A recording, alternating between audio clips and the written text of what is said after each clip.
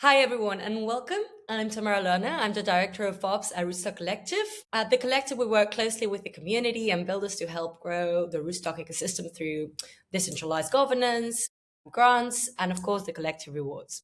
The goal is basically to support projects that bring real usage, infrastructure, and applications to Bitcoin. So today, we are joined by the team of Blockscout. So many people in the ecosystem already know Blockscout as one of the core tools used to explore transactions, smart contracts, and of course, on chain activity across networks. We have been working closely for quite some time now, but now they have joined Rootstock Collective as per January 2026 through a grant to actually build what we will call, or the guys will correct me, the Rootstock Global Wallet. And part of that grant has already been completed and unlocked. So today we want to talk about what has been built so far, what's the next kind of like milestones look like, and how this collaboration contributes to the broader Rootstock ecosystem. Let's start with the first question. Maybe a quick introduction. Could you guys maybe introduce yourself and tell us a bit about your journey into Web3?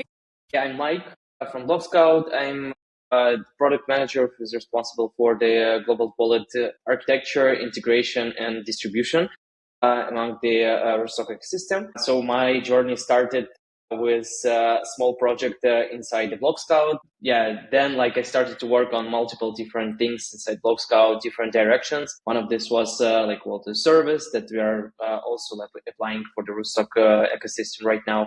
And yeah, of course, I'm a builder in the mindset and doing a lot of different stuff on a different ecosystem. So yeah, this is briefly about my journey. And I'm Dosh. I work for the Blockscout team in the BD and growth side of things. Now, I've been involved in Web3 for several years now. I'd say probably close to 7 or 8 years. It's kind of been a blur, but I started in kind of the DGen, DAO, DEX landscape, then kind of moved into blockchains. I used to build on XDAI chain, then it became Gnosis chain, and I started working for the Gnosis chain team.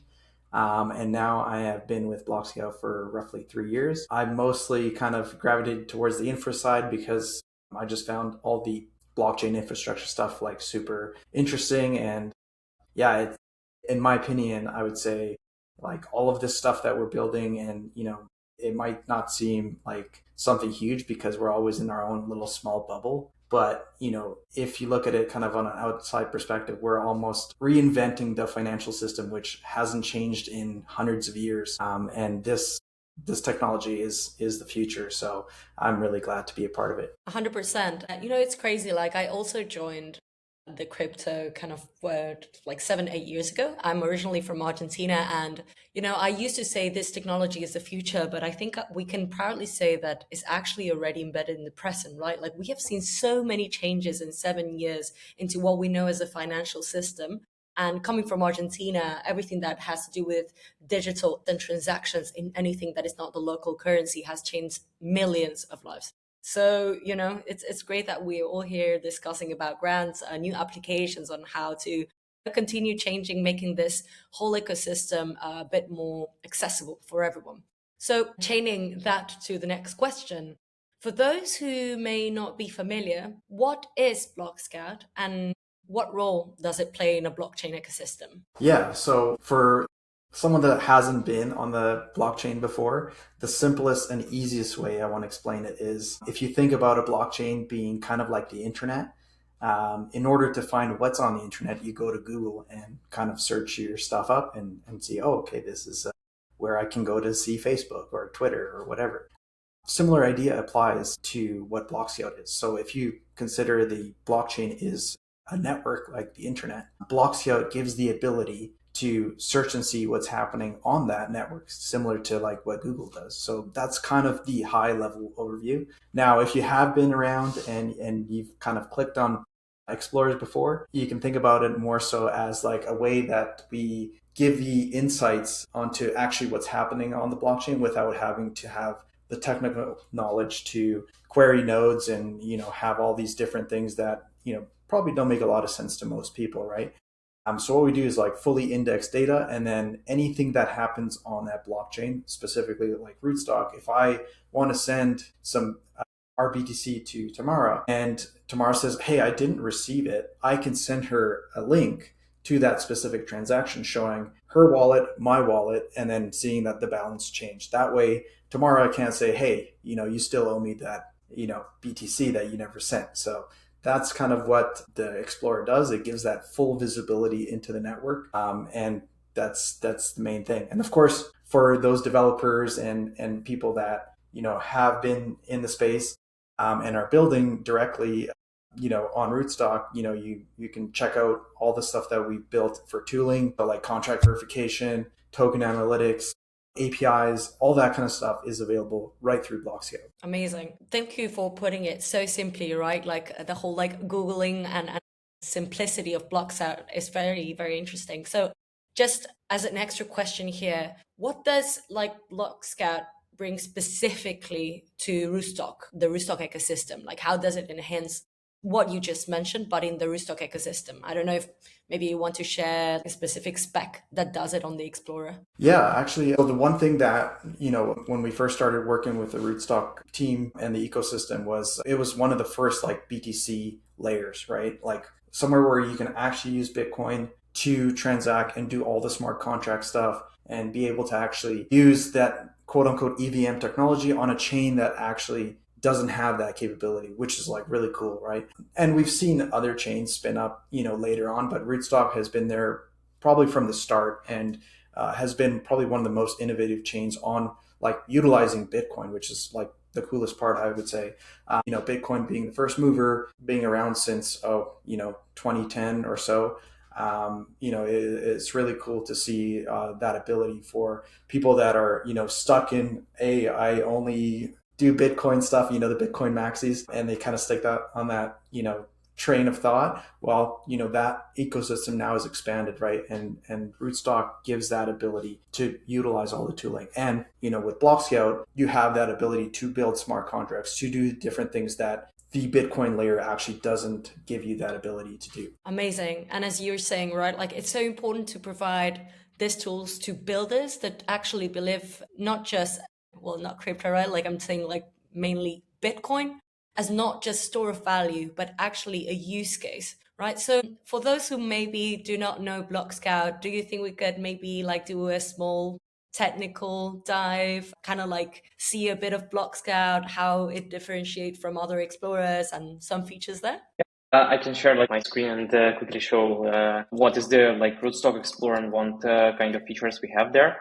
So basically, this is the Rootstock Explorer. As Dosh already mentioned, this is like the entrance point for the Rootstock ecosystem when everyone can check particular operations that happened on the ecosystem and find another like any different information on the Rootstock as well. For example, about the particular address. We can, for example, take a look at the particular operation with I don't know, like, let's just check like USDT.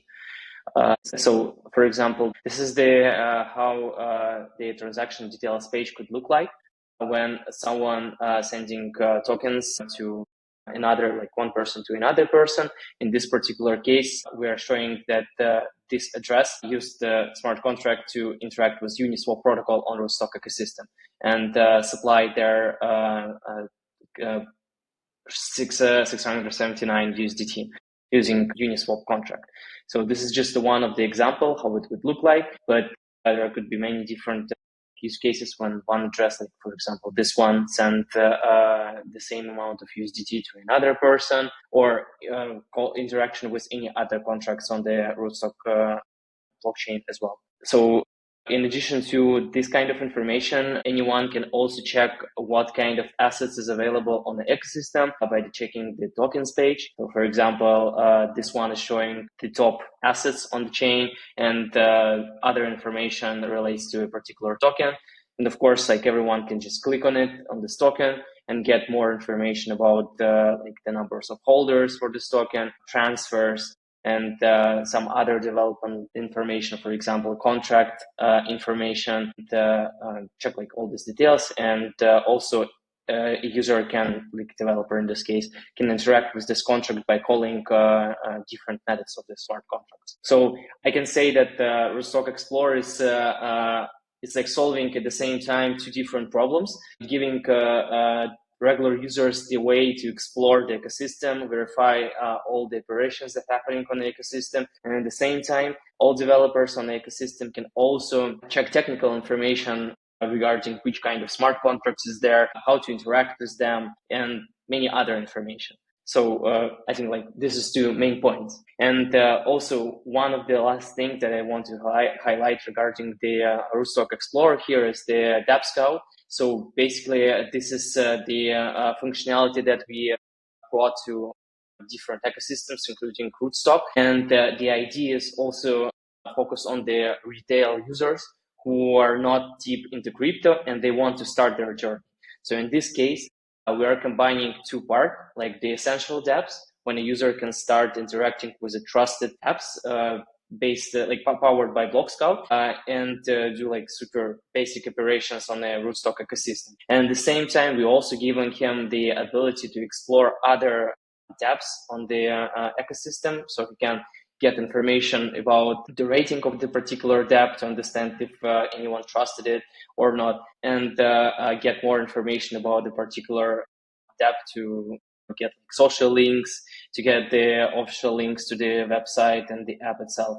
So it's pretty much the onboarding page for new users on the ecosystem. Amazing. I think, well, I didn't know about the dApps part, which is really cool. I think eventually we can discuss about integrating some of the apps that our builders are building already from our grants. And for example, we have a lending product that is coming soon as well from one of our builders in Argentina, some wallets as well. This is so cool. This is all open source, correct? We're always keeping it open. Yeah. Very, very important, right? So how important is like community contribution, builders, however you want to call it, in your roadmap or the development process? How can, in simple terms, right? Like how can developers get involved? Yeah, so I can just add here a bit. So basically, as you mentioned, the project itself is open source. So it means that the main code, the main like core code of the indexer and the front-end side, what I showed previously, it's open source and anyone can understand how they can improve a particular part of the product. And or they can also take a look at the existing issues that we have on our repository. So this is the most straightforward way how they can help to develop the product, how they can also help to develop the Rootstock Explorer in this case as well.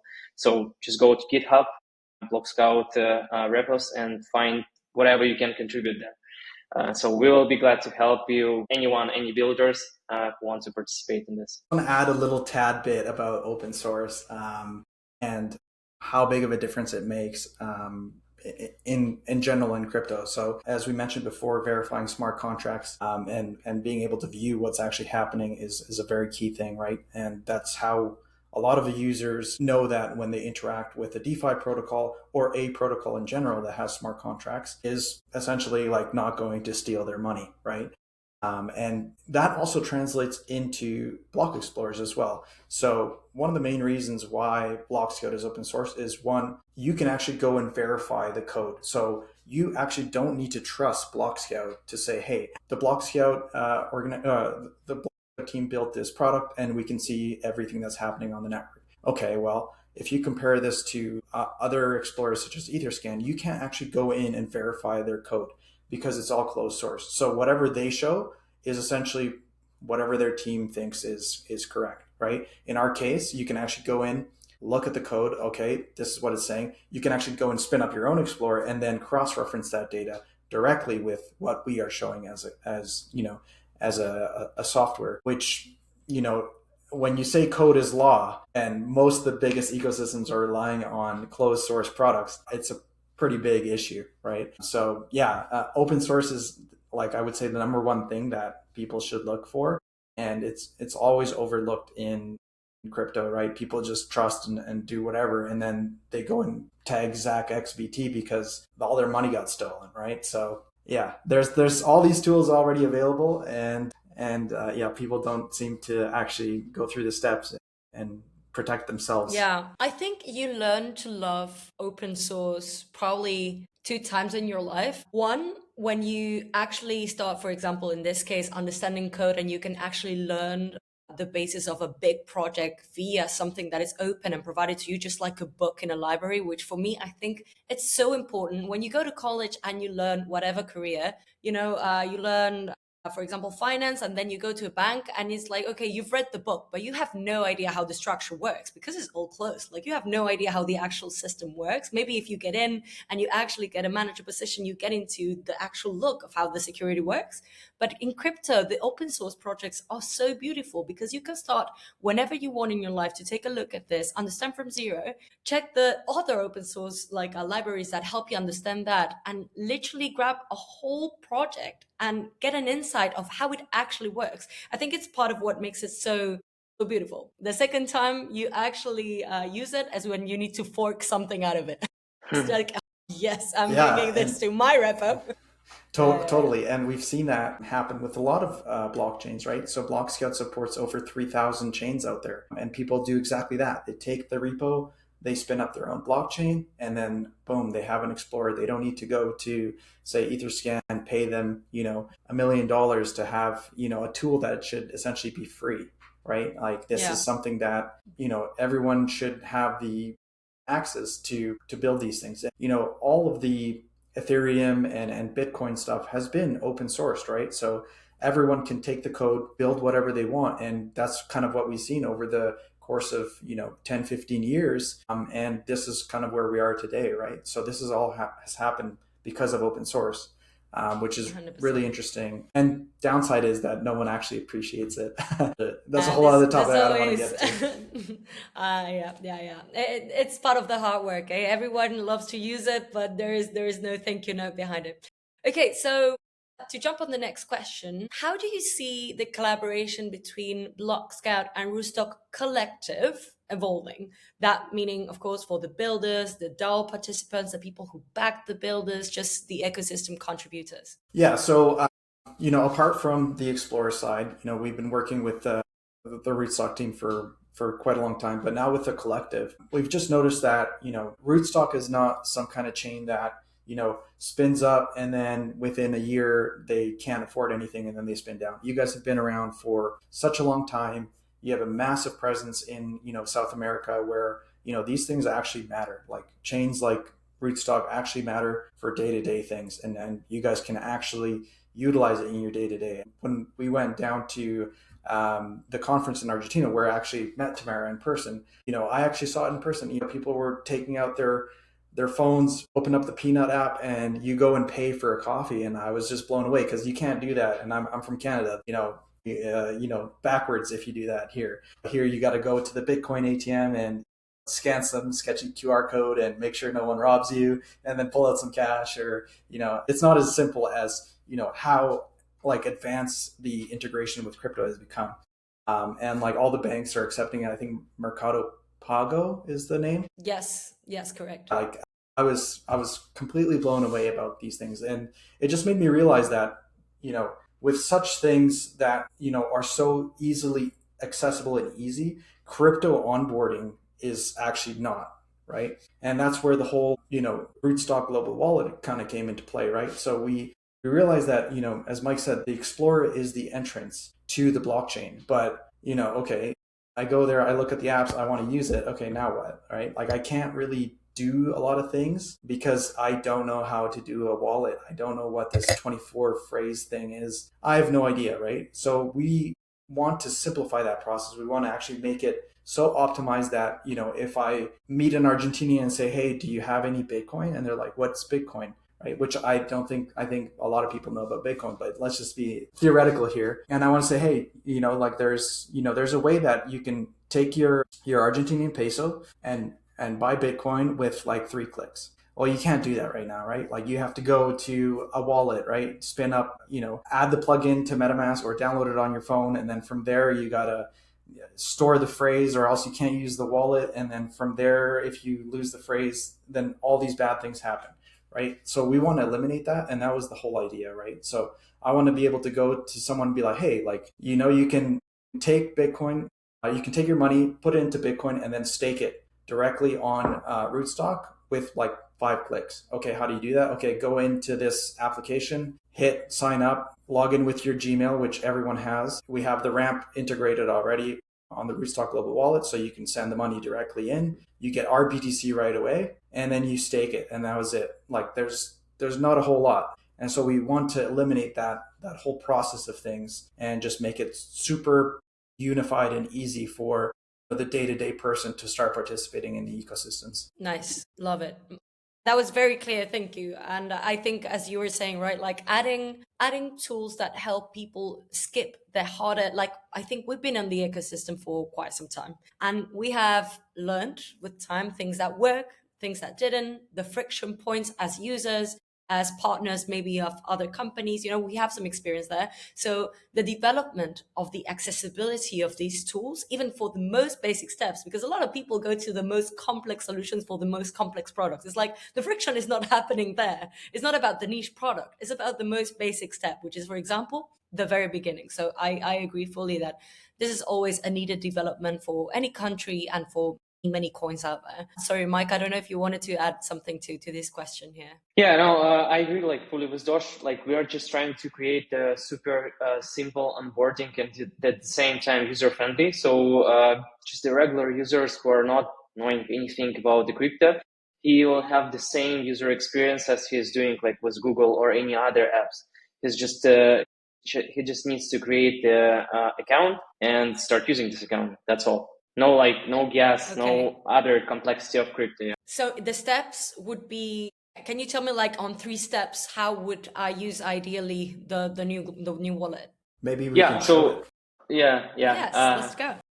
I can. So basically, this is the Rootstock Global Wallet page. I already log into my account, but basically, like when you open this page first time, there will be multiple different options for users who are already in crypto on the Rootstock system, and for people who are just new and don't know like anything about the crypto. So you can sign up and create this account using your Gmail, for example, or just a passkeys with the one button, safe on the Chrome, for example. Or if you already have some wallet on the Rootstock ecosystem, you can use the same wallet and just to create this global wallet account. So right after you will create it, just imagine that you're just a new user in the crypto, you don't know anything. You just created your first account and here it is. Like you create the account using Gmail. Right after this, you need to have money here. In this case, we integrated the ramp solution when you can deposit fiat, Argentinian peso in this case, directly to this wallet. So when you click on a ramp, deposit fiat, you will see the on-ramp widget where you can already get the amount that you will pay in Argentinian peso and how much you will get in RBTC. And right after this, you can just start the process and deposit all this money like in RBTC directly to your account. It will be just like a couple of clicks, but amazing. And just to imagine again, like I don't know anything about crypto. I'm using this for the first time. Okay, I have bought maybe some Bitcoin. Where can I use this wallet? Where can I connect it? Like how do you interact with it? Yeah, so this is exactly like what we are doing on the milestone 2, like of the whole proposal that we proposed like on the forum for the RootstockCollective. We are working with multiple dApps on the Rootstock ecosystem where you can just use the same account on different dApps for different use cases. So just imagine you want to get like, 5% or 10% saving rates for RBTC. You can just use the same wallet with your RBTC balance.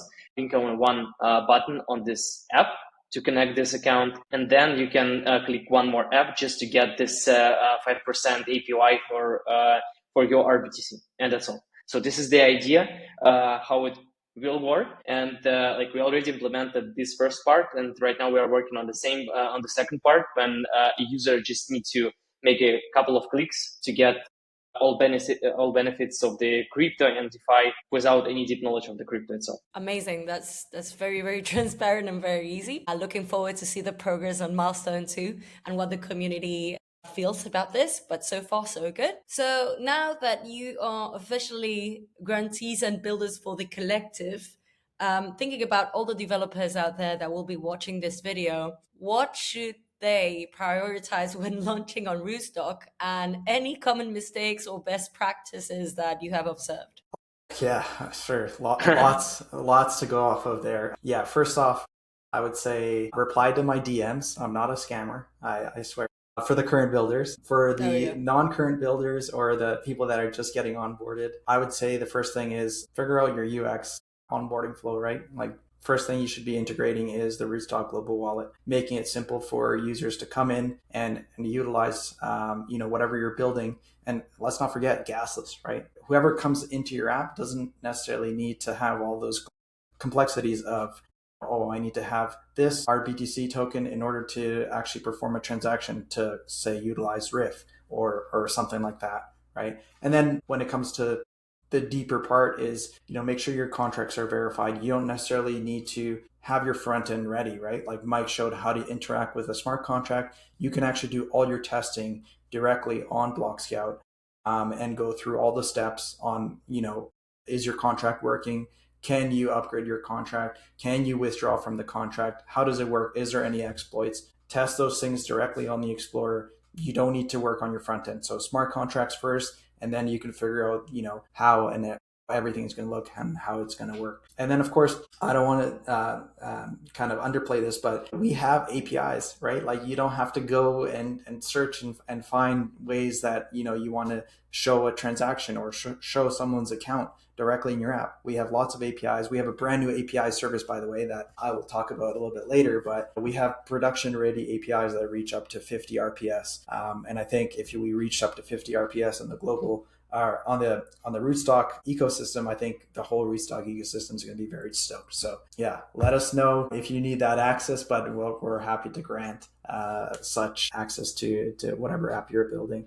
And of course, amazing. Yeah. Any kind of EVM technology is applicable on Rootstock. So, if you see something cool and you want to tap into that Bitcoin ecosystem, Rootstock is the place to do it. Don't hesitate. Yeah, I'll just add, a quick from my side. So I also think that the high priority should be in the user experience.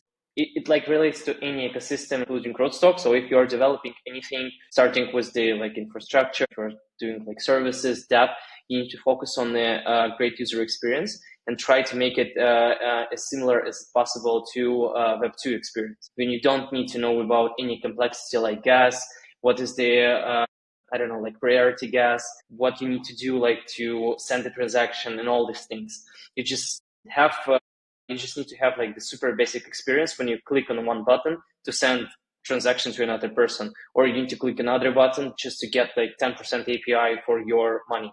That's all. I think this should be on all minds of all developers who are doing dApps on Rootstock or any other EVM chains and non-EVM chains, of course. Yeah, no, I agree 100%. Whenever I have a new development or something to test, I always give it either to my mom or my brothers who are somewhere around 40 to 50. And then I know if my UX is good or not. But just a quick question here, because not all of the users know, but is Blockscout also available on mobile? Can I use, for example, is the idea to have the global wallet as well available to other dApps on mobile settings? How does that work? Yeah, so basically, Blockscout itself and Rootstock Global Wallet are both available on mobile as well, on any device, because it's just a web app. It means that it's available everywhere where you can open the browser itself, and that's all. So if you are more suitable to interact with the phone number, or you're just on the street and want to send some money to another person, you can open the same page. You can just add this address, this user to your contacts, and send this money in just a couple of clicks. The same for the blocks for the Explorer, Rootstock Explorer. You can also open it on a mobile device. You can find the same user on the blockchain and check if this transaction has happened, if a user received his money or not. Perfect. That's very clear. I wanted to say the only limitation is the actual apps that integrate Global Wallet, right? So if you're not mobile friendly, then you potentially risk losing that audience that won't be able to access your app directly, right? So the Global Wallet does have its own separate interface, like Mike just showed, but the idea about this whole thing is to be completely easy and uniform with your current app. So if you've been to the Rootstock ecosystem and you've used your apps, the Global Wallet will just be a selection on there, and you click on it and you automatically connect, just like any other wallet. So the idea is to make it super straightforward and easy for one, developers to integrate, and two, for users to utilize as well. Perfect. Very clear. Okay, guys, we have one or two questions to finish this amazing AMA. Thank you again for coming today. So the next question is, what's next? What's on the roadmap for Blockscout in the coming months? Is there maybe any exciting upgrades or integrations?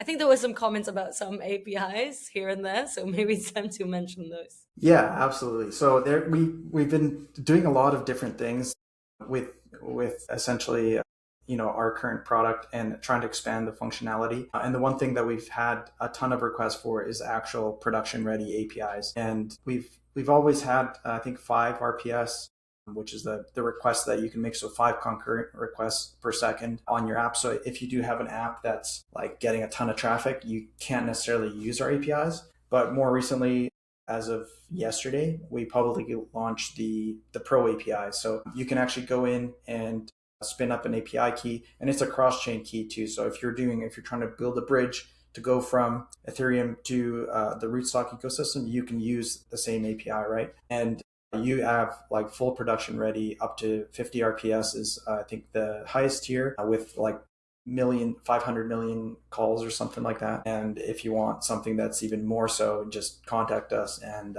we can make it happen. But this is something that has been talked about for years, and we actually finally executed on it. And yeah, it's live and ready, and you can go use it right away. And I think you can find that at dev.blockscout.com, and it'll give you all the information there. And then Rootstock is on the chain selection. You just click on the Rootstock and away you go. You're ready to build. And then there's a lot of other things that we've been doing with AI. One of the coolest ones I would say is the MCP that we have. So if you're building some kind of AI app or AI infrastructure, we've actually implemented an MCP that you can essentially use the MCP to talk to the Rootstock. So if you have some kind of AI agent or OpenClaw running, and you want to utilize the Rootstock chain, you can do that right away. It's like super simple to do, and you essentially just plug in the MCP, and your AI can read the blockchain without having to parse hundreds of lines of data from like an RPC call, for example. So it's super useful and very token friendly, I would say. In the finance department, whenever someone says AI, I think about token use and one day getting an invoice of okay. But listen, that's great. We'll leave the resources later for the builders to actually access this. This is very cool, and I think it's great to have more resources added for all the builders that are coming and the ones that are already here, to see what are the possibilities to interact all together as collective builders. Anything else that we want to share in terms of updates or integrations? Yeah, there's this is kind of more broad, but if Rootstock ever decides to build an L2 on top of the current chain, we can do that super easily. So if the Rootstock team wants to make their chain even faster, or has some kind of use case for a layer 2, we have a tool called Auto Scout, and it's really great for these kind of things. So you can just plug it in RPC, and in about 5 to 10 minutes you get a fresh brand new block explorer, and you can start essentially utilizing the chain. So just a thought out there. I don't know if there's plans for a layer 2 on top of Rootstock, but it is possible. So, and we make it super simple. I cannot confirm, neither deny. Amazing. Okay, guys. Well, we are closing now. Once again, thank you so much for your time, the transparency, the amazing content. Just a last thing, where can people follow you, contribute, stay updated, some resources? Yeah, absolutely. Yeah, I think, Tamara, you said you're going to add the links later, but Yes. Our main, if you're a developer and you're interested in what we do, our GitHub, like Mike mentioned, is the best place. And of course, our social channels. I would say Twitter is the most up to date, where we send all the updates, and then Discord, of course. If you have any questions about our APIs or anything like that, drop a line in Discord, and we'll try to help you there. And yeah, if you want to contribute to Blockscout, you're more than welcome to open up some PRs and try to get your code pushed in there. And, I just want to say thank you for the RootstockCollective. We really appreciate you guys giving us the opportunity to do this whole global wallet thing. We really see it being kind of the next step to make, Rootstock the place where all the Bitcoin builders go and start utilizing things because they see that there's a lot of value to be made on Rootstock, and we want to thank you guys. We're really excited for this. Same, the community as well. Maybe just a last message for the community, the builders, the people who backed you. Don't over complicate the product that you're building. And that's all. That would be for the developers for sure. Okay, amazing, guys. Thank you so much for your time. It was a pleasure. And yeah, see you maybe in our next AMA when milestone 2 is done, hopefully. Yeah. Thank you for the invitation. Amazing. Thank you. Cheers. Thank Bye-bye. you very much, Tamara. Bye-bye.